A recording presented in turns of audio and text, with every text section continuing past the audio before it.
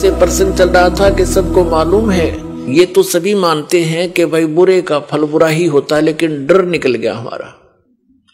डर कब निकलता? जब हमें ज्ञान नहीं रहता। अब हम अपनी मर्जी से, अपने व्यवस्था से भगवान के विधान को त्याग कर स्वयं अपने कर्म के लेख को चेंज करना चाहें, कभी नहीं हो सकता। जिस समय कंस ने अपनी बहन देवकी का विवाह श्री वासुदेव जी से किया, श्री कृष्ण जी के माता पिता थे वो, और कंस उनका मामा था, तो उसने बड़े प्यार से अपनी बहन का विवाह किया और उसको सी ऑफ करने के लिए अपनी नगरी की सीमा तक छोड़कर आते थे। स्वयं रथ को चला रहा था और दोनों उसके बहनोई और बहन रथ के पीछे बैठे थे। रास्ते में आकाशवाणी होगी कि तेरे मारने वाला कंस तेरी बहन की कोख से पैदा होगा और उसका 8वां पुत्र तेरी मृत्यु का कारण बनेगा। अब देख अकल की कमी है। एक तरफ तो कंस ने वह आकाशवाणी साची मान ली कि 8वां पुत्र होगा तेरी बहन का, वो तेरी मौत उसके हाथों है।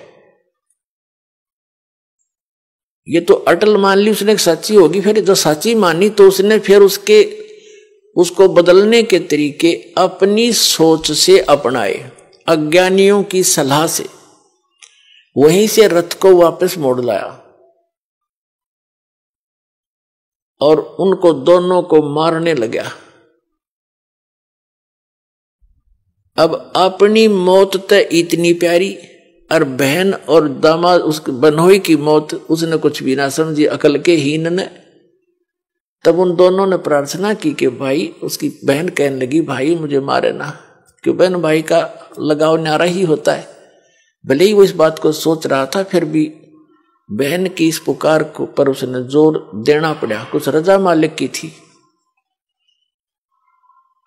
कि तू ऐसा कर, हमें मारा मत, हमने यहां नजरबंद कर ले दोनों को, जितनी भी संतान होगी हम तुझे दे देंगे, तो जो चाह वो कर लिए भाई। तो उसने सब सोच ली, ठीक है मेरी 7वीं संतान, 8वीं तक तो मार दूंगा, 8वीं के बाद होगा इनके भाग की। उसने यहां तक सोच ली, तो उनको रख लिया। चल बहन को मारने का भी पाप बच गया। फिर लगा नवजात शिशुओं को मारने। दुष्ट ने 9 मार दिए, 8-7 मार लिए, और 8वें को मारने लगा। वो आकाश में उड़कर चली गई, जबकि लड़का कहा था वह लड़की थी। बुद्धि फिर भी ना काम करी। तो कहने का भाव यह है कि उसने अपने स्तर से अपनी किस्मत को चेंज करने के लिए, आयु बढ़ाने के लिए सारे यत्न कर लिए, और वो की वो हुई जो आकाशवाणी ने कहा था। तो क्या अकल थी उसमें? एक तरफ तो आकाशवाणी को फाइनल मान रहा है कि ऐसा होगा ही होगा, जब होगा तो ठीक है हाथ खड़े कर देना। अगर मैं दुष्ट हूं, मुझे शायद मैंने भी कभी उस बच्चे को मारा होगा, आज अपना बदला ले लेगा, 8वीं संतान कौन सी आजा हो जाएगी, तो इस करके जी लेना चाहिए था। और वो मर्या भी और पाप और इकट्ठे कर लिए।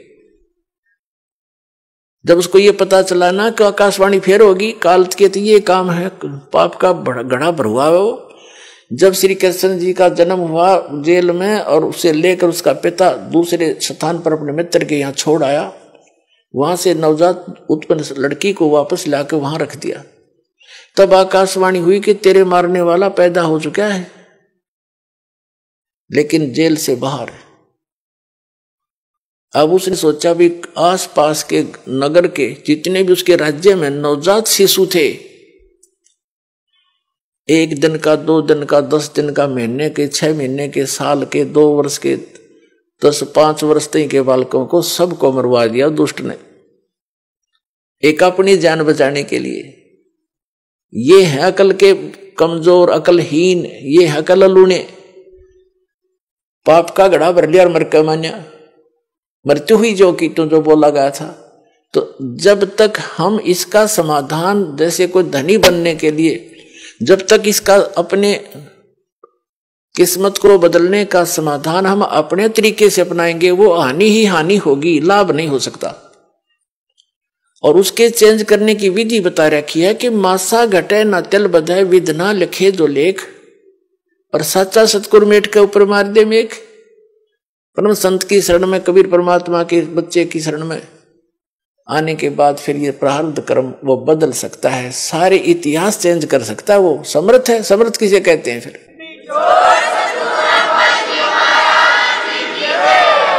अपने आत्मा परमेश्वर हमें याद दिलाते हैं कि तुम यहां के वासी नहीं हो, और वो परमात्मा स्वयं ही चलकर आते हैं, हमें यथार्थ ज्ञान बताते हैं। जैसे आप जी सत्संग में आते हैं, महीने 2 महीने 10-15 दिन, महीने 4 महीने में तकरीबन सभी आ लेते हैं।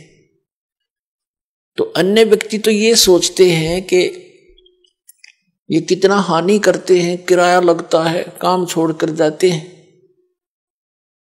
पुण्यात्माओं, आप जी को ये ज्ञान होना चाहिए कि आप जहां से चलते हो और यहां तक जो भी आपका किराया भी लगता है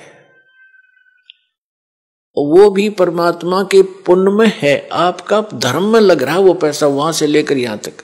और जो दान धर्म करते हैं आपको वो तो डायरेक्ट दिखाई देता है कि मैंने दान डाला है, मेरा पुण्य हो गया, लेकिन वहां से यहां तक आने और जाने का जो आपका किराया है वो भी आपके धर्म में लिखा जाता है। अब बगैर ज्ञान के हम ऐसे उलझे रहते हैं,